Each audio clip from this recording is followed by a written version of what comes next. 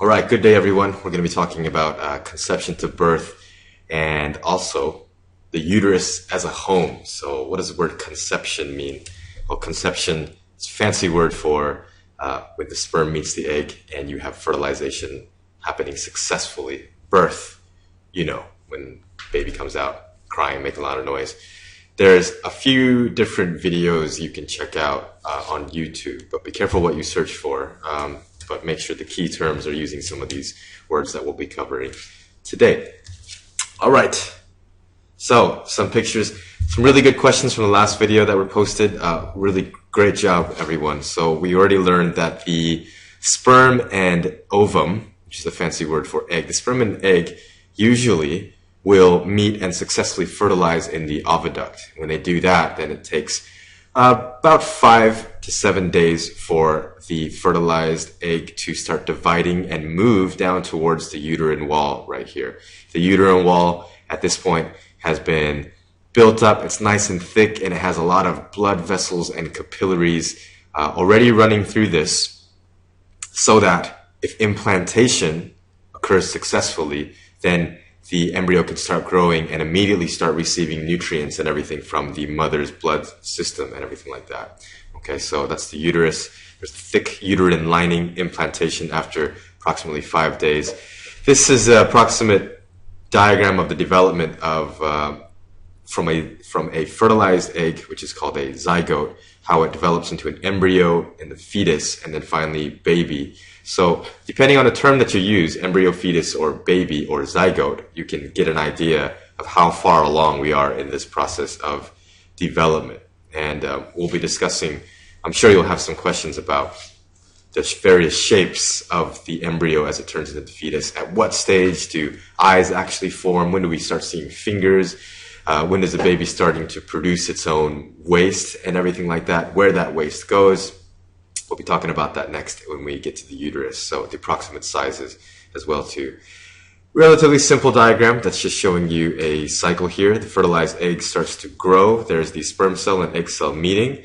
Turns into the embryo, to the fetus, baby, child, adolescent, grows up and becomes an adult.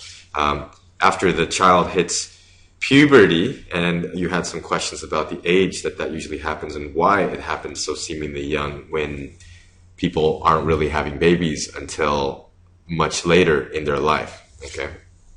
And what these stages, so approximately you should understand it's about 9 months. Make sure you can convert that into weeks as well. 9 months from fertilization to actual birth, and about 20 years for a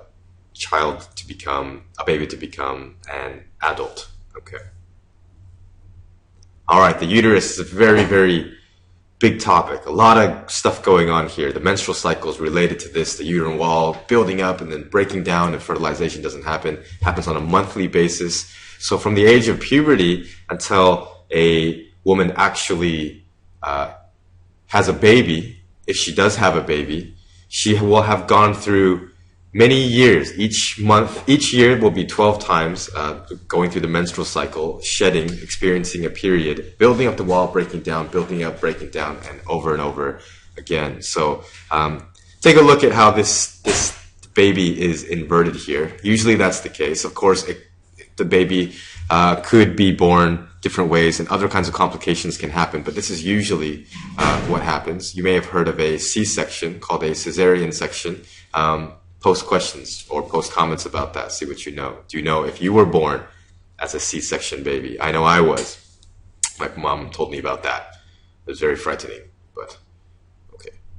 Anyways, take a look. You all heard of the umbilical cord. That's the little cord here that connects the baby to the mother, and when the baby is born, that umbilical cord needs to be cut. But take a look here at this slightly pink, this is a very simplified diagram, the slightly pinkish area. That is called the placenta, and the placenta is connected to the uterine wall, and then from the placenta comes the umbilical cord. So here's a square, zooming up, so you can see what's going on here. First of all, a few terms. We have the amniotic fluid. That's fluid that's surrounding the fetus and the baby. It helps to absorb shock. Okay, we've all heard. You don't imagine, you can't see a pregnant woman running around and playing soccer or playing rugby or tackling people on the field and things like that, right? We've heard about things, but they should still do some exercise and continue with life as normal. Placenta, umbilical cord. There's the fetus. There's a picture of what the fetus might actually look like. And a few notes. The fertilized egg travels down to the uterus. We talked about that in the previous slide. As it travels, it divides into many cells. When it reaches the uterus, we call it an embryo. So that's when we change the term from a zygote to an embryo. It settles into the uterine wall. It's called implantation. The mother's blood can now supply things to the baby. And so we're going to talk about that in a little bit. Let's come back here. I think we'll click off. So what's going on here in this picture? Well, here's the umbilical cord. Blood vessels in the umbilical cord carry blood to and from the fetus. This is the placenta, which is outlined up here. Mother's blood is on one side, okay, and the baby's blood is here. Here's a really important thing to write down. The placenta is a very complex filtering structure, and it's really, really clever when you actually kind of look at how this works. Because what it does is it allows the fetus's blood and the mother's blood to get really, really close together. Maybe just a few cells thick of a wall is separating these things. The blood can get close enough together so that molecules can pass. Molecules from the baby's blood can pass this way. Molecules from the mother's blood can pass this way. But the blood itself never actually mixes. Well, how do we know that that's the case? Well, that's why a mother can give birth to a baby with a different blood type than the mother. So find out what your blood type is, find out what your mom's blood type is, find out what your dad's blood type is. And the thing about blood types is that our bodies have different types of antibodies that will attack blood cells that are of a different type of blood type. So it's a very good thing that the blood doesn't mix. But it also creates some problems and some consequences, as we'll see, because some things can pass from the mother to the baby when we don't intend them to. So here's a list of a few things. So mother's blood this side, fetus's blood on this side. Urea is basically a waste product. It sounds like the word urine, and that's exactly what urine was before. So it's called urea. It's made in the cells, and so the baby's producing urea, and it has to get passed to the mother. The mother then converts it to urine, and so the mother is basically eliminating the urine. The mother is basically peeing for the baby. Okay, so what else do we have here? Well, the mother has to pass food and nutrients. You might want to write down the food. We're talking about glucose specifically and amino acids, if you've heard of that word before. What else do we have? Fetus's blood. Oxygen has to come from the mother. And the fetus's cells are going to be using the oxygen, doing this process called respiration we've learned about before. And in the process, it's going to produce carbon dioxide. Well, the fetus can't really breathe for itself, surrounded by amniotic fluid. So the carbon dioxide has to go from the fetus's blood over to the mother's blood, and the mother will actually breathe out carbon dioxide. So the mother is doing a lot of extra work for this living being inside her body. So a lot of extra stuff is going on. Okay, like we said, there are some consequences. Smoking. If a mother is smoking while she's pregnant, there's tons of evidence, and we see this happening all the time. Sadly, babies are born weighing less with increased health problems, other types of things.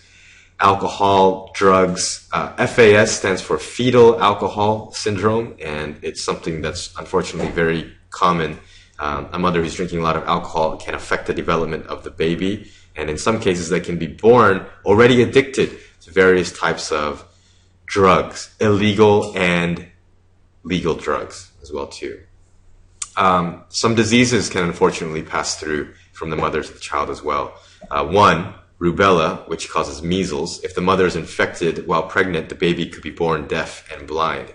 We figured this out a long time ago. Luckily, we found this out, before we were around, but a lot of mothers and babies had to suffer through this. That is why a lot of you get vaccinations for measles when you're very young, so that we don't have to have these complications. So technology has solved a lot of problems for us in terms of medical and healthcare and everything like that. See what you can find out about HIV. Okay, what happens if a mother is HIV positive? And I'll hopefully have the opportunity to tell you a story about an orphanage that I visited in Thailand. Okay, with a lot of HIV positive.